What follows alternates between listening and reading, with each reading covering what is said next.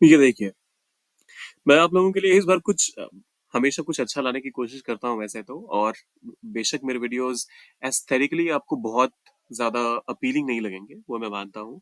लेकिन जो इन्फॉर्मेशन मैं देना चाहता हूँ, वो आपके काम की होगी। That I can guarantee.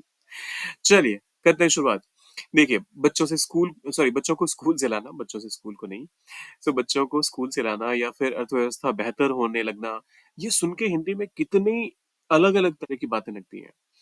किसी चीज को सीख लेना या फिर नंबर डायल करना या फोन उठाना, मतलब इतने सारे अलग अलग तरह के स्टेटमेंट्स हैं और उन सबको ट्रांसलेट करने के लिए हम इस्तेमाल करेंगे एक ही चाबी। इन सारे तालों की एक ही कुंजी है जो हम करने वाले हैं इस्तेमाल। फिलहाल सबसे पहला काम आपने क्या करना है, अगर आप चैनल पर नए हैं तो ऑब्वियसली चैनल को करना है सब्सक्राइब। ये बेहद जरूरी है, मेरे लिए भी और आपके लिए भी। शेयर करना है इसे उन लोगों के लिए, इन लोगों के साथ जो आपको लगता है इससे पा सकते हैं फायदा। कमेंट कीजिए आई वांट मोर, और साथ में एक क्विज भी रहेगा आपके लिए जो कि आएगा वीडियो के एंड में, तो उसका आंसर भी जरूर कीजिएगा और वीडियो को लाइक जरूर कीजिएगा। बहुत डिटेल हो गया, अब करने शुरुआत। क्या आप बच्चों को स्कूल से ला सकते हैं? सो सबसे पहली बात कि हम हमेशा की तरह इसको एक पॉजिटिव स्टेटमेंट के तौर पे बनाएंगे पहले, और फिर आगे ले जाएंगे उसको इंटरोगेटिव फॉर्म में। आप बच्चों को स्कूल से ला सकते हैं, आपके लिए यू। और ला सकने की बात हो रही है, इस वजह से कैन का इस्तेमाल करना यहाँ जरूरी है। मॉडल वर्ब आएगा क्योंकि आप एक क्वेश्चन पूछ रहे हैं, एक इन सर्टेन सेंस आप सामने वाले की मर्जी जानना चाहते हैं, या फिर उनकी कैपेबिलिटी। इन दोनों में से ही कोई ना कोई एक होगा। तो आप बच्चों को स्कूल से ला सकते हैं, यू कैन। अब लाने के लिए वैसे तो आप ब्रिंग का इस्तेमाल करते हैं, लेकिन बच्चे कोई सामान तो है नहीं, तो इस वजह से मैं यहाँ पर पिकअप का इस्तेमाल कर रहा हूँ। You can pick up. और बच्चों को, और बच्चे ऑब्वियसली मैं कुछ खास बच्चों को ही बोलूंगा, कोई भी रैंडमली बच्चे थोड़ा ना उठा लेंगे ये। Can you pick up the children? एक से ज्यादा है इस वजह से, अरे ये चिल्ड्रन हो गया, पता नहीं कैसे। Children, sorry. You can pick up the children from the school. सही है, यहां तक तो आप में से सब लोगों को सही लग ही रहा होगा।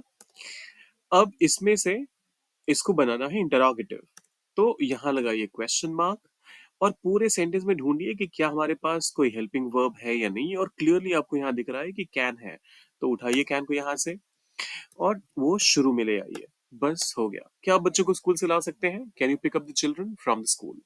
बेहद आसान है। यही मैं कहता हूँ, हमेशा इंटरोगेटिव सेंटेंसेस को बनाना, सॉल्व कर पाना, वो और भी ज्यादा आसान होता है। आइए अगले वाले स्टेटमेंट को देखते हैं। मंदी वाले अर्थव्यवस्था, सॉरी, मंदी के बाद अर्थव्यवस्था फिर से बेहतर होने लगी है। आसान है, ये भी करते हैं इसको सॉल्व। मंदी, इसके लिए आप कहते हैं स्लम्प। मंदी की अंग्रेजी होती है स्लम्प। और अर्थव्यवस्था के लिए आप कहते हैं द इकोनॉमी।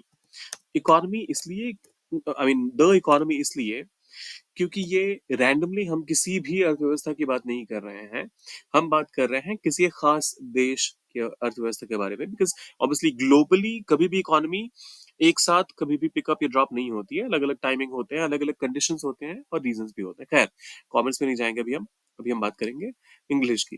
द इकोनॉमी अब बेहतर होने लगी है, मतलब अभी हुई नहीं है, लेकिन वो जो होने का है वो प्रोसेस शुरू हो गया है। The economy is starting to. और बेहतर होने के लिए आप पिकअप का इस्तेमाल करेंगे। यही मैं कह रहा था, पहले वाले को बच्चों को उठाने से मतलब है, पहले वाले में बच्चों को लाने से मतलब था, यहाँ बेहतर होने से मतलब है। The economy starting to pick up.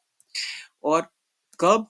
After slump. जैसा मैंने कहा, मंदी के लिए आप स्लम्प का इस्तेमाल करते हैं। Once again, the economy is starting to pick up after a slump. उसने नई भाषा की मूल बातें जल्दी सीख ली। उसने, चलिए यहाँ पर शी का इस्तेमाल कर लेते हैं। सीख ली, सीखने का जो काम है वो हो चुका है। She learned. यही होगा ना, आपको भी यही लग रहा होगा।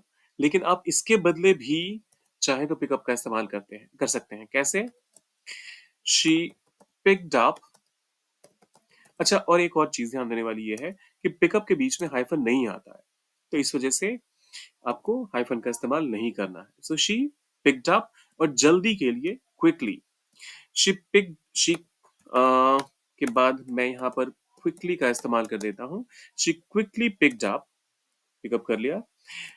मूल बातें, द बेसिक्स। कोई भी लर्निंग जब होती है तो आप जो मूल चीजें हैं, जो फाउंडेशनल लेवल की लर्निंग होती है, उसके लिए आप बेसिक्स का ही तो इस्तेमाल करते हैं।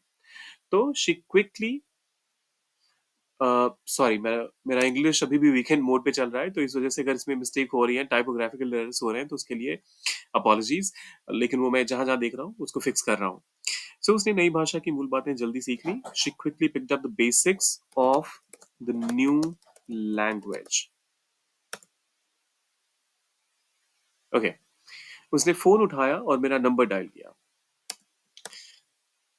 पहले वाले में हमने उसने के लिए ही का इस्तेमाल, सॉरी, शी का इस्तेमाल किया था, तो यहाँ ही का इस्तेमाल कर लेते हैं। सो ही फोन उठाया, पिक्ड अप द फोन, यहाँ लिटरली उठाने से मतलब है, और मेरा नंबर डायल किया। एंड डायल करने के लिए आप इंग्लिश में भी डायल ही करते हैं, आप कहते हैं ऑब्वियसली। एंड डायल्ड मेरा number, my number. He picked up the phone and dialled my number. उसने फोन उठाया और मेरा नंबर डायल किया। शाम को हवा तेज हो गई, जिससे ठंड बढ़ गई।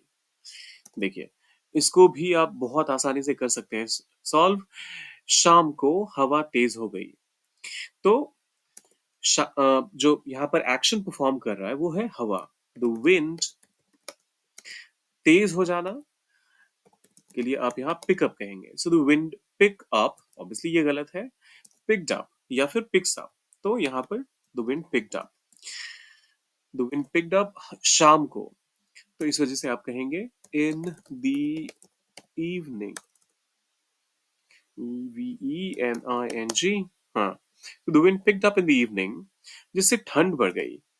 अब देखिए, हिंदी में कॉमा लगा है, तो इस केस में इंग्लिश में भी कॉमा लगेगा, और फिर आप सीधा कह सकते हैं मेकिंग, और ठंड बढ़ गई तो आप सीधा कहेंगे मेकिंग इट कोल्डर। जितनी ठंड पहले थी, कोल्डर मतलब कंपैरेटिव डिग्री में आप कह रहे हैं अब ज्यादा हो गई। So making it colder, the wind picked up in the evening, making it colder, which maked the atmosphere colder. अब वो भी कह सकते हैं, थोड़ा लेंदी हो जाएगा, और इतना कंसाइज और क्रिस्प नहीं लगेगा जितना कि ये वाला लग रहा है। तो वो ऑप्शन भी आपके पास है। फिर आता है, जब तुमने फोन किया तब मेरे फोन में सिग्नल नहीं है। अच्छा, मेरा फोन में सिग्नल, सॉरी पीपल, इंग्लिश सीखते हुए आपको हिंदी नहीं भूलना है, तो ये टाइपोग्राफिकल एरर है, फिर से इसको प्लीज करिएगा इग्नोर। जब तुमने फोन किया, व्हेन यू कॉल्ड, तब मेरे फोन में सिग्नल नहीं आ रहा था। When you called, comma, my phone had no signals. अब में से बहुत सारे लोग इसको सीधा सीधा यूं कर देंगे ट्रांसलेट, कोई गलत नहीं है इसमें, लेकिन आप इसे ये भी कह सकते हैं, माय फोन was not, क्योंकि ये लिटरली एक एक्शन होता है। ऑब्वियसली वो हमें नंगी आंखों से दिखाई नहीं देता, लेकिन वो एक्शन हो रहा होता है फोन कंटिन्यूअसली, जब कभी भी सिग्नल नहीं आता। इसीलिए आप देखेंगे कि आपके बैटरी फोन के ज्यादा जल्दी ड्रेन होंगे ऐसे एरिया में जहां पर कि आपको सिग्नल इंटरमिटेंटली मिलता है या फिर नहीं मिलता, क्योंकि फोन कंटिन्यूअसली इस प्रोसेस में रहता है कि यार सिग्नल आ जाए। खैर, so when you called my phone was not picking up,